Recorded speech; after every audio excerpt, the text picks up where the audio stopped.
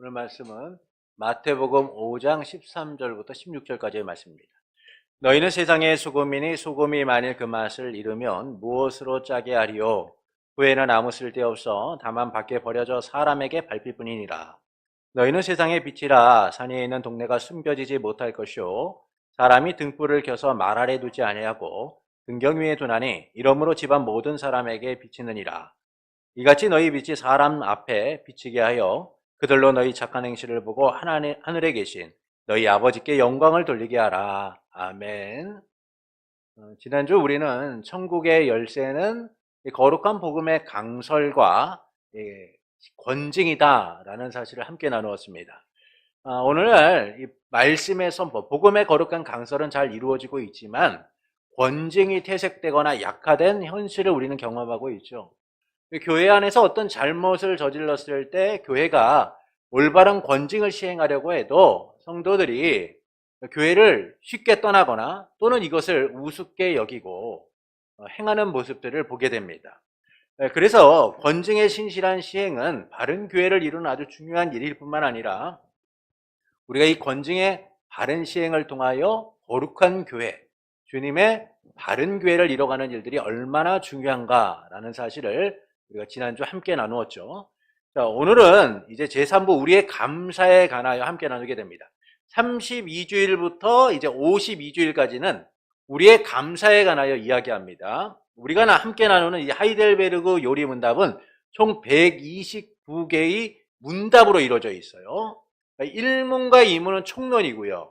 그리고 3문부터 11문은 우리의 죄와 비참함에 관하여 이야기해 줍니다. 그리고 이제 우리가 보게 될 12문부터 그리고 85문은 우리의 구속함에 관하여 말씀해 주고 있고 86문부터 129문까지는 우리의 감사, 우리가 하나님의 구원받은 백성으로서 어떻게 살아야 되는가라는 부분을 32주일부터 52주일까지 우리가 함께 나누도록 하겠습니다. 인간의 비참함과 그리스도로 말미암아 인간의 구원에 대하여 우리가 살펴보았는데 이제는 그 감사에 대하여 우리가 좀 살펴볼 필요가 있어요. 그 이유는 첫째는 우리가 하나님께 영광을 돌리기 위함인 겁니다. 우리의 구속의 첫째가는 목적은 하나님의 부르심에 대하여 응답하는 하나님 백성의 삶인 거예요. 그게 뭐냐면 감사인 거죠. 감사에는 그리스도의 은덕에 대한 칭송과 찬송, 인정이 포함되어 있는 거예요. 그래서 우리가 감사라는 걸 할 때 왜 우리가 감사하냐면 하나님이 나를 구원해 주셨다라는 것에 대한 인정과 찬송이 포함되어 있다라는 겁니다. 두 번째는 우리의 위로를 얻기 위해서예요. 우리의 위로는 세상으로부터 오는 것이 아니라 값없는 은혜로 말미암아 구원하신 하나님의 은혜를 통하여 주어지는 거예요. 그런데 하나님께서 감사의 마음을 보이기를 바라는 자들 이외에는 아무도 이 구원을 얻을 수 없기 때문에 우리는 감사의 삶을 통하여 무엇을 얻어요? 위로함을 받는 거예요. 아, 내가 하나님께 구원받은 백성이구나. 내가 정말 하나님께 구원받은 백성이기 때문에 이 힘들고 어려운 삶에서도 오늘도 감사하며 살아갈 수 있게 되는구나 라는 사실을 깨닫게 되는 것이죠. 세 번째는 정당하고 또한 하나님께서 받으실 만한 예배를 하나님께 드리기 위함이에요. 사람들은요, 자기 의지에 근거하여 예배를 드린다라고 생각을 해요. 그러나 여러분, 우리가 우리의 의지에 의하여 예배를 드리고 있느냐? 그렇지 않아요. 이 예배의 자리에 나오는 것은 하나님의 은혜를 바탕으로 우리에게 주어진 자리인 거예요. 그래서 우리는 이 은혜의 자리를 통하여 하나님께 합당한 예배를 드리는 삶을 살아가게 되는 거예요. 그래서 우리가 예배자로 서고 있다라는 사실은 하나님의 은혜에 대한 반응으로서 나타나는 것이다 라는 것이죠. 네 번째는 우리의 모든 선행이 감사의 표현이며 따라서 하나님 보시기에는 아무런 공로가 없다라는 사실을 알기 위함이에요. 그러니까 우리가 선행을 행하고 감사하는 삶을 살아가는 일들이 우리가 하나님 보시기에 무언가 대단한 일을 한 것처럼 생각해서는 안 된다는 거예요. 많은 이들이 착각하는 게 하나님의 나라, 천국에 들어가는 길은 내가 어떤 공로와 어떤 선한 일과 어떤 대단한 일을 해야만 들어간다는 착각을 가져요. 그러나 그게 아니라는 거예요. 우리가 하나님 앞에 순종하고 하나님의 앞에 감사하고 하나님의 말씀대로 살아가는 이 모든 일들은 하나님이 날 구원하셨기 때문이다라는 것이죠. 그래서 우리가 삶 속에서 행하는 순종이나 헌신이나 봉사는 나의 공로가 될 수 없다라는 거예요. 근데 많은 분들이 착각을 해요. 교회 안에서 헌신하고 교회 안에서 봉사하고 교회 안에서 직분을 맡아 행하는 일들이 마치 자기의 어떤 공로나 자기가 어떻게 하나님 앞에 순종했는가 충성했는가에 대한 기준인 것처럼 얘기를 해요. 그렇지 않다는 것이죠. 그래서 우리가 선행을 하고 감사를 행하고 하는 모든 일들은 오직 하나님의 구속의 은혜에 대한 표현, 반응이다라는 겁니다. 그러니까 이처럼 감사는 구속에 대한 바른 반응이자 하나님의 백성, 성도들이 지향해야 될 삶의 모습이다라는 거예요. 그래서 이 감사에 대한 부분은 성화와 연결되어서 성도의 거룩한 삶과 그리스도 안에서의 성장을 함께 이야기해주고 있다라는 겁니다. 32주일 우리 86문을 함께 보시겠습니다. 우리의 공로가 조금도 없이 그리스도로 말미암아 오직 은혜로 우리의 죄와 비참함으로부터 구원을 받았는데 우리는 왜 또한 선행을 해야 합니까? 답을 함께 읽겠습니다. 그리스도께서 그의 보혈로 우리를 구속하셨을 뿐 아니라 그이는 성령으로 우리를 새롭게 하여 그의 형상을 닮게 하시기 때문입니다. 이것은 우리가 모든 삶으로서 하나님의 은덕에 감사하고 하나님께서 우리를 통해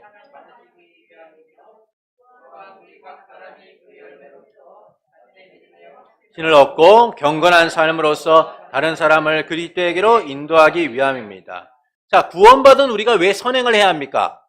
첫째는요, 그리스도의 형상을 닮게 하기 때문이에요. 그리스도의 형상을 닮게 하시기 때문이다라는 겁니다. 성령으로 인해 거듭난 성도의 삶이 지향하는 최고의 목적지가 어디예요? 그리스도를 닮아가는 거예요. 그래서 86문은 우리에게 세 가지를 알려줘요. 첫 번째, 그리스도의 형상을 닮아가기 위하여 우리가 어떤 모습들로 나타나야 되냐. 첫째, 하나님의 은덕에 감사하고 우리를 통해 찬양받으시도록 하기 위해서다. 하나님의 은덕에 감사하고 우리를 통해 찬양받으시기 위해서다라는 거예요. 베드로전서 2장 12절의 말씀을 함께 읽겠습니다. 너희가 이방인 중에서 행실을 선하게 가져 너희를 악행한다고 비방하는 자들로 하여금 너희 선한 일을 보고 오시는 날에 하나님께 영광을 돌리게 하려 함이라. 자, 구원받은 하나님 백성의 최고의 목적은 뭐예요? 하나님께 영광을 돌리도록 하는 거예요. 하나님 백성으로서 그분만을 경배하고 찬양하도록 하는 거예요. 그래서 죄의 비참함에서 구원받은 성도는 하나님의 은덕에 감사할 뿐만 아니라 하나님을 찬양하는 삶이 돼야 돼요. 근데 이것은 어떤 삶이에요? 나만 찬양하고 끝나는 게 아니에요. 내 삶을 통하여 다른 이들 또한 하나님께 영광을 돌리도록 해야 된다는 거예요. 단순한 예배가 아니라 삶이 예배가 되어서 모든 사람들이 하나님을 믿는 자의 삶은 저런 것이구나 라는 사실을 인정하도록 해야 된다는 겁니다. 그래서 베드로전서 2장 12절이 뭐라고 해요? 너의 선한 일을 보고 오시는 날에 비방하는 자들이 하나님께 영광을 돌리도록 해라 라고 말하는 거예요. 우리의 선행을 보고. 이 선행은 세상이 말하는 착한 일이 아니에요. 성도가 하나님의 뜻을 따라서 순종하고 선한 일을 행하는 거예요. 소금과 빛이 되는 삶을 살아가는 것이죠. 세상이 흉폭하고 세상이 악하고 세상이 불의와 타협하는 시대 속에서 성도는 하나님의 말씀을 따라서 정의를 행하고 진실되고 바르게 살아가는 삶. 그래서 예수 믿는 사람들은 다르구나. 예수 믿는 사람들은 정말 그 예수를 닮아가고 있구나 라는 생각이 들 정도로 삶의 예배가 나타나야 된다는 거예요. 그래서 세상 사람들이 하나님께 영광을 돌리도록 만들라는 거예요. 근데 오늘날 우리의 모습을 보십시오. 예수 믿는 사람들의 반응이 어때요? 세상에 불의하고 불합리한 일들이 발생하면 끊임없이 다투려고 그러잖아요. 충돌하려고 해요. 여러분, 하나님 나라 방식은요, 세상과 싸우고 세상과 충돌하고 세상과 갈등을 빚는 게 아니에요. 한국 기독교가 무엇이 문제냐 하면 오늘날 어떤 부분에 있어서 문제만 생기면 바깥으로 나간다는 거예요. 여러분, 그거는 하나님이 원하는 방식이 아니에요. 우리 주 예수 그리스도께서 뭐라고 말씀하셨습니까? 내가 천군 천사를 불러서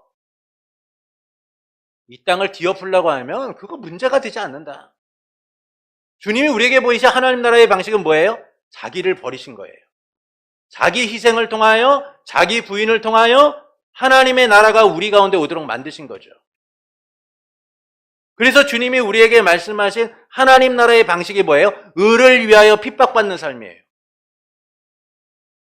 하나님의 나라를 이루기 위하여 오늘도 세상 가운데 고난을 받고 세상 가운데 비난을 받지만 오히려 그 삶을 통하여 비방하는 자들이 하나님께 영광을 돌리도록 만드는 것.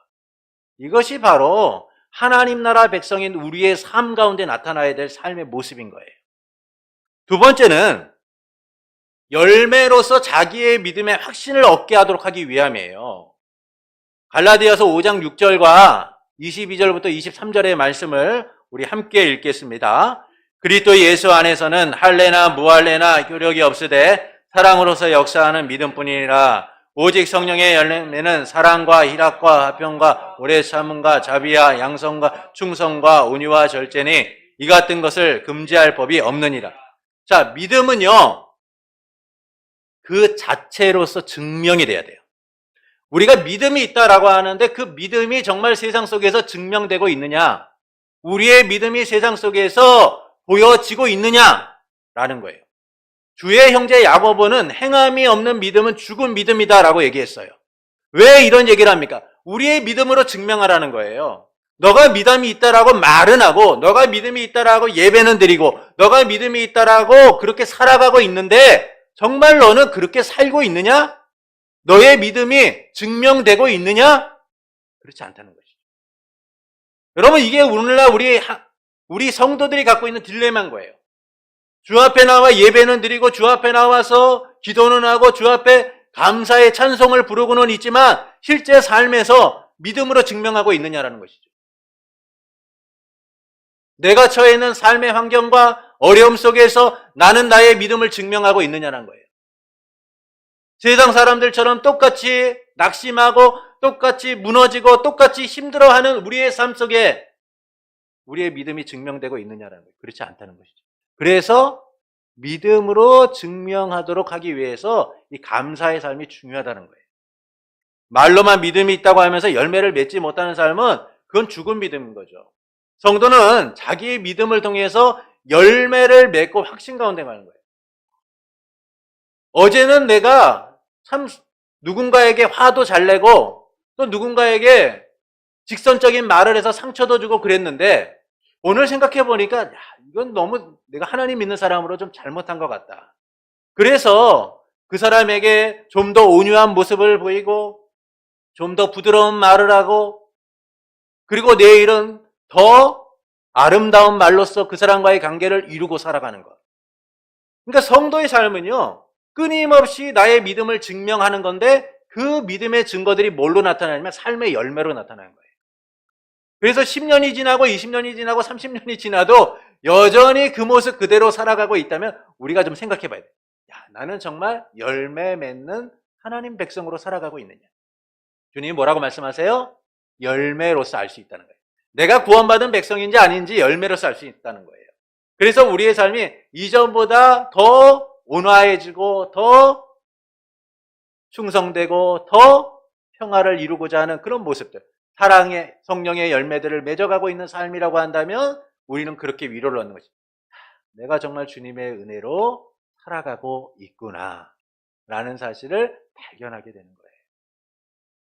그래서 우리는 믿음을 통해서 믿음의 그 열매들을 통하여 주 안에 있음을 확신하게 되는 겁니다.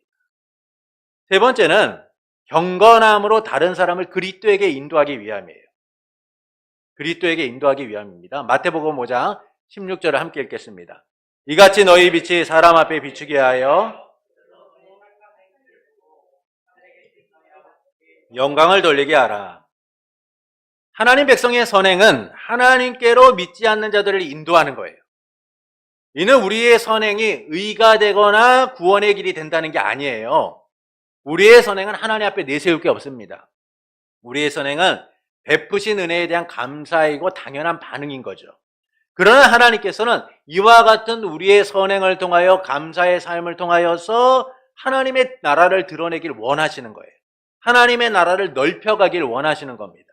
그래서 예수님께서는 너희는 소금과 빛이라고 하시면서 너희의 선행을 다른 사람들이 보고 하나님께 영광을 돌리게 하라라고 말씀하죠. 이처럼 우리의 선행은 마땅히 해야 될 책임과 의무인 거예요. 그래서 우리는 거듭난 하나님의 백성으로서 선행을 통해서 하나님께 영광을 돌리도록 해야 되는 겁니다. 저 사람 예수 믿는다고 하는데 정말 달라. 저 사람이 믿는 예수는 나도 한번 믿어보고 싶네? 이런 생각이 들도록 해야 되는 거예요. 저 사람 믿는 예수 난 믿기 싫어. 이런 얘기가 나오도록 해서는 안 된다는 거예요. 87문을 보시겠습니다. 우리 87문 함께 읽겠습니다. 감사치도 않고 회개하지도 않는 삶을 계속 살면서 하나님께 돌이키지 않는 사람들도 구원을 얻을 수 있습니까? 결코 구원을 받을 수 없습니다. 성경은 음란한 자, 우상숭배자, 간음하는 자, 도둑질하는 자, 탐욕을 부리는 자, 술 취하는 자, 욕하는 자, 강도질하는 자, 그와 같은 죄인들은 하나님의 나라를 유업으로 받지 못한다 말씀합니다. 자, 감사도 회개도 없이 하나님께 돌이키지 않는 사람들은 구원을 얻을 수 있나? 그렇지 않다는 거예요. 절대 얻을 수 없다는 거예요. 선행과 경건의 삶은 거듭남의 열매이자 믿음의 증거입니다. 그래서 감사도 회개도 없이 살면서 하나님께로 돌이키지 않는 사람들은 구원함을 받을 수 없는 거예요. 예수를 믿는다고 하면서 여전히 회개하지 않고 여전히 악을 행하고 여전히 사람들을 속이고 여전히 사람들을 괴롭히는 삶을 살아가는 이들은 구원함을 받을 수가 없는 거예요. 왜 그렇습니까? 그들의 삶이 스스로 나는 믿음이 없는 사람입니다. 나는 구원받지 못하는 사람입니다라고 증거하고 있기 때문인 거죠.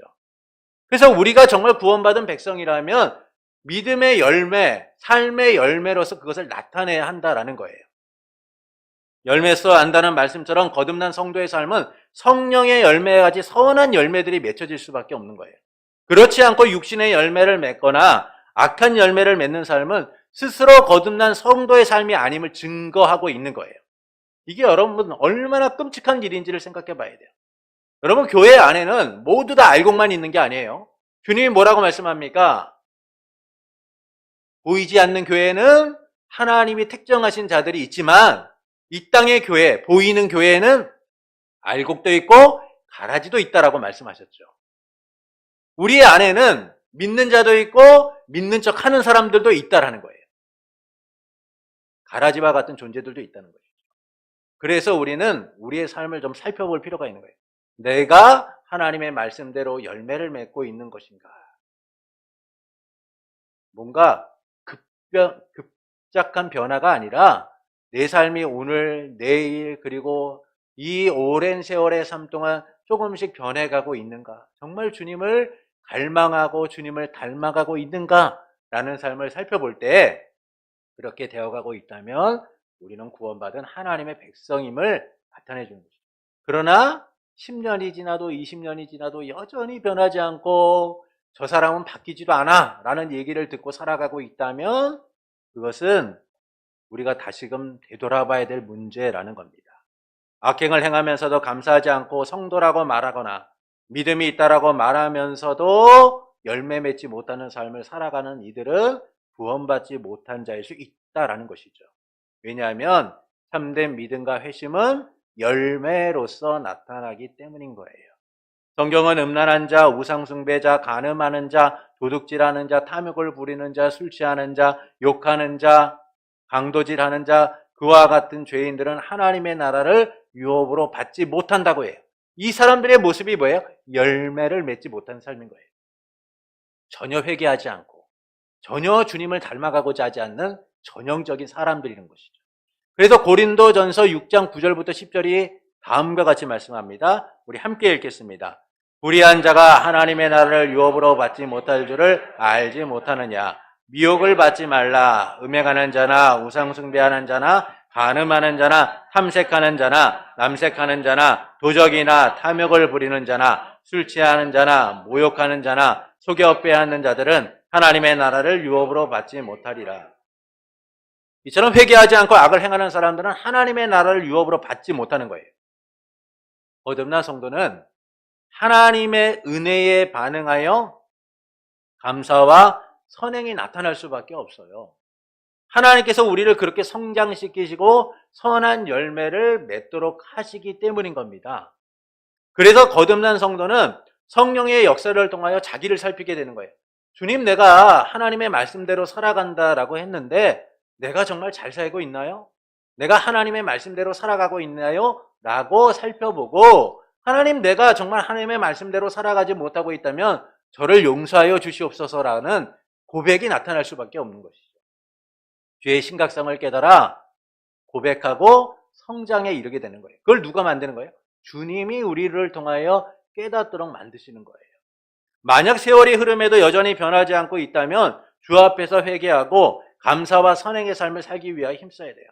내가 정말 주님의 은혜 가운데 살아가고 있느냐? 사실 우리가 그렇게 살지 못해도 구원받은 백성이라면 주님이 강권적으로 우리를 그렇게 인도하셔서 성장하도록 만드세요. 여러분, 우리가 살아가는 삶 속에서, 그리고 이 자리 가운데 있는 이 순간에도 우리의 뜻대로 살아가고 있느냐? 그렇지 않아요. 하나님의 주권적인 은혜 속에서, 통치 속에서 살아가고 있는 것이죠. 그래서 구원받은 성도의 삶은 불의를 행한 자와 같이 사는 것이 아니라 언제나 하나님의 나라를 위하여 살아가야 돼요. 감사와 선행은 내가 구원받은 백성이라는 사실을 삶으로 증거하는 매우 중요한 삶의 모습이다라는 겁니다. 특히 여기서 주의해야 될 점이 하나 있어요. 많은 사람들이 인간의 자기 공로와 또는 선행 같은 것들을 가지고 구원에 이룰 수 있다라고 말하는 이들이 있어요. 그러나 그건 잘못된 것이죠. 여러분, 우리의 능력이나 우리의 의지나 우리의 공로가 구원에 이르는 길이냐? 그렇지 않아요. 성경은 분명하게 예수 그리스도의 구속의 은혜를 통해서만 우리가 구원을 받을 수 있다라고 얘기해요. 그래서 뭐라고 말씀합니까? 그리스도의 예수 안에서 택하심을 받고 그리스도의 예수를 통하여 구속함을 받아 하나님의 자녀 백성이 되었다라고 얘기해요. 여기에 만약에 세상처럼 우리의 선행이나 우리의 노력이나 우리의 의지가 포함되어야 된다면 이렇게 얘기하겠죠. 예수 그리스도 안에서 택함을 받고 예수 그리스도 안에서 구속을 받은 자들은 구원받기 위하여 선행을 행해야 돼. 감사를 행해야 돼. 너희의 삶으로 증거해야 돼. 라고 얘기하겠죠. 근데 성경은 우리의 어떤 선행이나 감사나 공로를 포함시키지 않아요. 너희는 예수 그리스도로 말미암아 택하심을 받고 예수 그리스도로 말미암아 구속을 받았다라고 분명하게 선언하고 있어요. 그래서 선행은 구원을 위한 조건이 아니라 우리가 구원받은 백성이다라는 사실을 증거하는 거예요. 믿음의 증거이자 열매인 것이죠. 합당한 삶을 나타내는 겁니다. 그래서 우리는 하나님의 유업을 받은 자로서 하나님의 나라를 나타내고 넓혀주는 삶이 되어야 돼요. 우리의 삶을 통하여서 세상이 감동하도록 만들어야 돼요. 세상이 감동하도록 만들어야 돼요. 세상 사람들이 우리를 보면서 그래, 예수 믿는 사람들은 뭔가 달라 이래야 되는데 예수 믿는 사람들도 똑같아. 아이고, 우리보다 더해. 이런 얘기를 들어서 안 되는 거예요. 여러분, 로마 시대 때요, 기독교가 공인을 받게 돼요. 근데 공인을 받게 되는데 그 당시 기독교의 인구가 로마 인구의 몇 퍼센트냐면 5%가 안 됐어요. 그럼에도 불구하고 전 세계를 지배했던 로마가 기독교를 공인하고 받아들인 가장 결정적 이유는 세상을 향하여 그리스도인들의 삶이 어떤가를 보여줬기 때문이에요. 핍박과 고난이 오는데 당시 사람들은 충격을 받아요. 아니, 예수 믿는 사람들은 사자의 밥이 되는데도 어떻게 저렇게 죽을 수 있지? 사형이 선고되고 있는데도 어떻게 예수만을 바라볼 수 있지? 당시 사람들은 충격을 받아요. 온갖 핍박과 고난을 받으면서도 죽음을 향해 달려가면서도 그들은 찬송을 부르고 그들은 그들의 고백을 부인하지 않고 믿음으로 걸어간 거예요. 그 모습을 지켜봤던 많은 이들이요 개종을 해요. 예수를 믿게 되고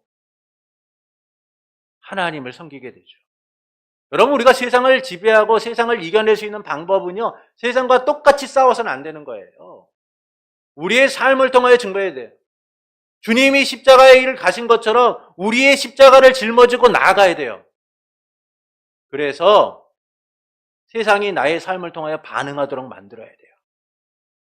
정말 예수 믿는 사람들은 다르구나. 여러분, 이것이 비참함과 구속의 은혜를 통하여 구원받은 하나님의 백성에게 요구하시는 삶인 거예요. 그래서 우리는 삶을 통하여 세상에 감동을 주고 하나님께 영광을 돌리도록 해야 된다라는 겁니다. 결론적으로 말씀드리면 구원받은 우리가 왜 선행을 해야 하는가? 그것은 그리스도의 형상을 닮도록 하시기 위함이에요. 그래서 우리는 하나님의 은덕에 감사하고 그분께 찬양을 돌리는 자들이 돼야 돼요. 또한 열매로서 자기의 믿음을 확신을 얻도록 하기 위함이에요. 그리고 경건함으로 다른 사람을 그리스도에게 인도하기 위함이다라는 겁니다. 이는 감사와 선행이 중생의 거듭남의 열매이자 믿음의 증거이기 때문이죠. 그래서 우리는 감사와 선행을 통하여서 내가 그리스도의 백성임을 나타내는 삶, 하나님께 온전히 영광 돌리고 예수 그리스도를 닮아가는 삶으로 나타나야 된다라는 겁니다. 그래서 오늘 우리의 삶 속에서 오늘도 그리고 내일도 조금씩 주님 앞에 한 걸음씩 더 나가서 예수 그리스도를 닮아가는 삶, 구원의 은혜에 반응하는 삶이 되기를 예수님의 이름으로 축원합니다.